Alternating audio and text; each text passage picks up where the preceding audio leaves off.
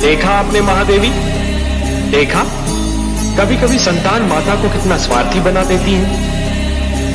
नारी माता का रूप अवश्य होती है, परंतु एक ही घटना ने एक माता को कितना हृदयहीन बना दिया। परंतु इसमें तिथि का क्या दोष?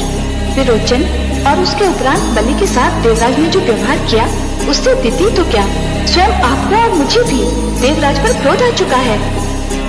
सत्य है, देवराज ने जो कुछ किया बहुत बुरा किया, परंतु संतान कभी कभी ये भूल जाती है कि उसके अपराध का दंड केवल उसी तक सीमित नहीं रहता, उसके माता पिता को भी भोगना पड़ता है। महादेवी, जिस प्रकार चोट यदि केवल एक ही उंगली को लगे तब भी पीड़ा सारे शरीर को झेलनी पड़ती है, उसी प्रकार भूल परिवार के एक ही सदस्य से होती है, परंतु उसका प्रभाव और परिणाम समस्त परिवार को सहन करना पड़ता है। अब देखना यह है महादेवी कि बलि अपने क्रोध पर कितना अंकुश लगा पाता है। परंतु उसने अभी तक तो ऐसा कुछ भी नहीं किया है। मैं तो देख रही हूँ कि इतनी बड़ी घटना घटने के उपरांत भी उसकी दानी प्रवृत्ति में कोई परिवर्तन नहीं आया है। हे कमल नयन, अपने प्रपौत्र बलि को नित्य जी भर के दान करती देखती हूँ तो मेरा मन खिल उठता है। धन तो सबको आप ही की कृपा से मिलता है महादेवी, किसी को आप मांगने पर देती हैं तो किसी को बिना मांगे। हाँ कमल नयन, परंतु जब कोई मेरा दिया हुआ धन निर्धनों को दान कर देता है तो मैं गदगद हो उठती हूँ। मेरा मन करता है कि मैं उसे और भी धन दूं। इसका अर्थ महादेवी कि आप अपने प्रपौत्र बलि का कोष कभी रिक्त ही नहीं होने देंगी। हाँ कमल नयन, मेरे धन का वो सदुपयोग कर रहा है। मैंने तो निर्णय किया है कि कभी भी उसे धन की कमी का आभास नहीं होने दूंगी।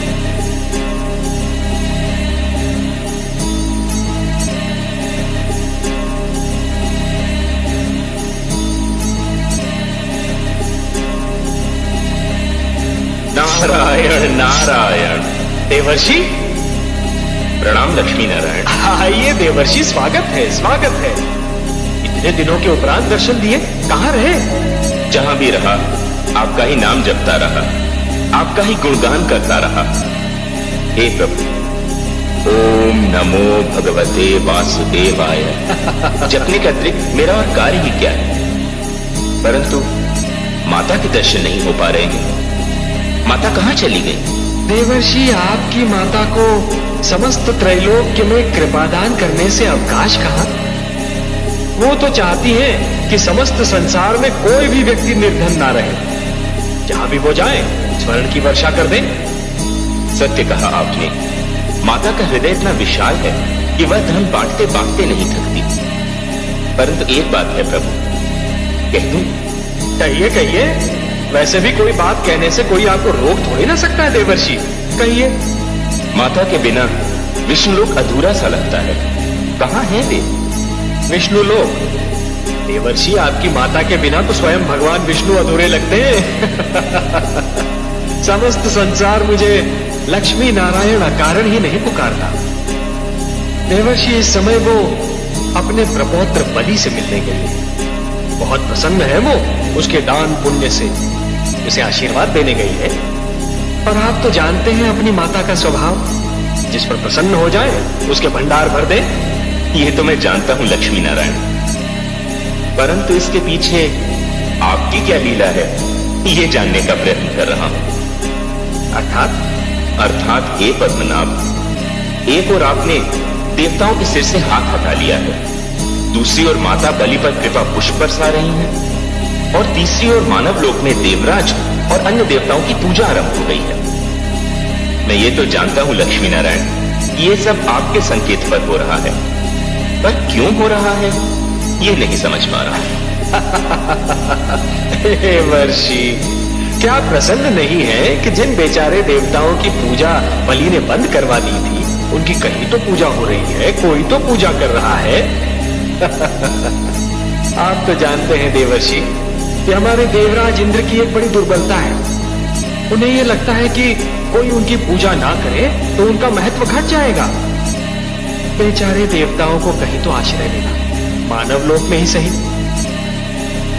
मैं जानता हूं कि आप मुझे अभी कुछ नहीं बताएंगे, किंतु हे लक्ष्मी नारायण, आपकी सुंदर हंसी मुझे बहुत कुछ बता रही है। अच्छा, मेरी सुंदर हंसी में आपको किसी कथा का आभास हो गया क्या?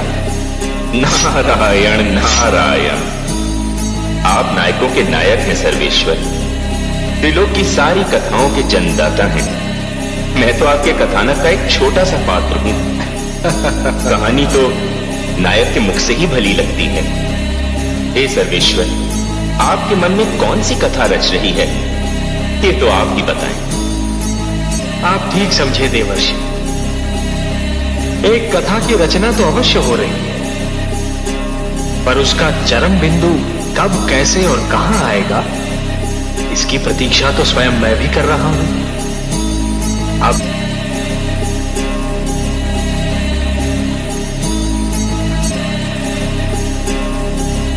प्रणाम माते। वत्स, तुमने अपने दादा श्री महान भक्त प्रहलाद की बात न मानकर अच्छा नहीं किया। मैं मानना चाहता था माते, परंतु दादा श्री ने आने में देर कर दी। बाण धनुष से निकल चुका था। मैं अपने गुरुदेव को वचन दे चुका था, और अब मेरी मृत्यु हुई, मुझे मेरा वचन निभाने से रोक सकती है। नहीं वत्स, केवल मृत्यु नहीं, विवेक भी रोक सकता है। विवेक से तनिक सोच कर देखो तो तुम्हें अपने निर्णय की बुराइयां अपने आप दिखाई देंगी। तनिक सोचो पुत्र, तुम्हारे जिस निश्चय से तुम्हारे दादा श्री मेरे पुत्र प्रहलाद को इतना दुख हुआ, तो उसे जानकर भगवान विष्णु को कितना दुख होगा। मैं विवश हूं माते। तुम विवश नहीं हो पुत्र, क्रोधाग्नि ने तुम्हारे विवेक के नेत्रों के आगे धुएं की चादर डाल दी है, और तुम उससे आगे नहीं देख पा रहे हो। मेरी मानो तो अपना निर्णय बदल दो। अपना निर्णय बदलना मेरे वश में नहीं है माते। संभवतः ये निर्णय मेरे भाग्य का लेख बन गया है। प्राणी भूल स्वयं करते हैं और दोष भाग्य को देते हैं। ये निर्णय पूर्णतया तुम्हारा था, तुमने स्वयं लिया था। निर्णय ले लिया, वचन दे दिया, अब मैं कुछ नहीं कर सकता माते। कर सकते हो, एक कार्य तुम अब भी कर सकते हो। क्या माते? अपने निर्णय और अपनी माता में से किसी एक को चुन लो। माते? हाँ बस, और ये निर्णय भी तुम्हें आज ही लेना होगा कि तुम्हें अपने निर्णय से अधिक प्यार है या मुझसे।